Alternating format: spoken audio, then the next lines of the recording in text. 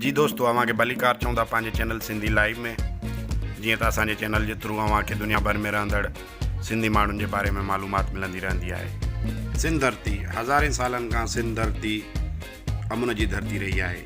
प्यार, प्रीत, मोहब्बत, दोस्ती, भाईचारो हमेशह रहियो आहे। सनातन धर्म खां अलावा हिन धरतीअ ते ॿिया बि मज़हब रहिया आहिनि, जहिड़ो का बुद्ध मज़हब, पारसी मज़हब हुजे या इस्लाम हुजे, लेकिन हिन धरतीअ ते हमेशह अमुन रहियो आहे। सभु मज़ाहिब मिली करे अमुन सां रहिया आहिनि, प्रीत सां रहिया आहिनि। तारीख़ में वक़्तन फ़वक़्तन सिंध ते मुख़्तलिफ़ मुसलमान बादशाहनि हमला कया आहिनि, लेकिन उन जे बावजूद बि सिंध में कॾहिं मज़हबी कटरपणो कोन थियो। इहो पहिरियों दफ़ो हो जॾहिं सिंध में मज़हबी शिदत पसंदी आई, ऐं इहो ज़मानो हुयो अंग्रेज़नि जो ज़मानो, जंहिंजो शिकार सिंधी हिंदू ऐं सिंधी मुसलमान थिया। जी दोस्तों, अॼु असां तव्हांखे ॿुधाईंदासीं सिंध जी हिकु अज़ीम शख़्सियत जे बारे में। हिकु अज़ीम सूफ़ी शाइर, हिकु अज़ीम सूफ़ी गायक।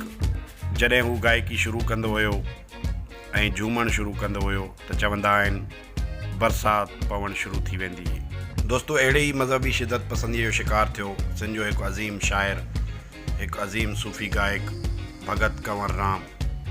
भगत कंवर राम 13 अप्रैल 1885 में ॻोठ जरवार शिकारपुर में पैदा थियो। अहिड़ी मज़हबी शिदत पसंदीअ जो शिकार थियो भगत कंवर राम। 1 नवंबर 1939 में हुनखे मज़हबी शिदत पसंदीअ जे करे रुक रेलवे स्टेशन जे भरिसां गोली हणी मारियो वियो। भगत कंवर राम सतगुरु सतराम दास जो मुरीद हो। भगत कंवर राम तमामु घणा गीत ऐं बेत लिखिया, पर उन्हनि में सभ खां वधीक मशहूरु आहे नाले अलख जे बेड़ो तार मुंहिंजो। भगत कंवर राम हमेशह ॻाढ़े रंग जो कुर्तो ऐं पग पाईंदो हुयो। हिन जी शाइरीअ जो मर्कज़ पंहिंजे ख़ुदा जी तारीफ़ करणु हुयो। हिकु सुरीलो आवाज़ु। चवंदा आहिनि त जॾहिं भगत कंवर राम ॻाइणु शुरू कंदो हुयो ऐं झूमणु शुरू कंदो हो त कुदरत जे तरफ़ां बरसाति शुरू थी वेंदी हुई। हिन पंहिंजे फ़न खे कॾहिं बि मुआशी तौरु इस्तेमालु न कयो, पर पोइ बि माण्हू तमामु घणी घोर कंदा हुया।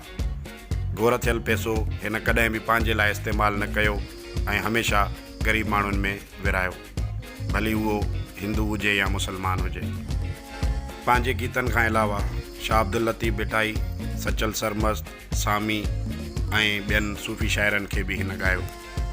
भगत कंवर राम जो हिकिड़ो ई पुटु आहे शहज़ादो मोहनलाल, जेको इंडिया जे शहर लखनऊ में रहे पियो ऐं उनखे बि भगत जो ख़िताबु मिलियल आहे। दोस्तों, हीअ थोरी मालूमात सिंध जे हिकु अज़ीम शख़्सियत जे बारे में भगत कंवर राम। असां ख़राज तहसीन पेश कयूं था, ट्रिब्यूट पेश कयूं था उनखे।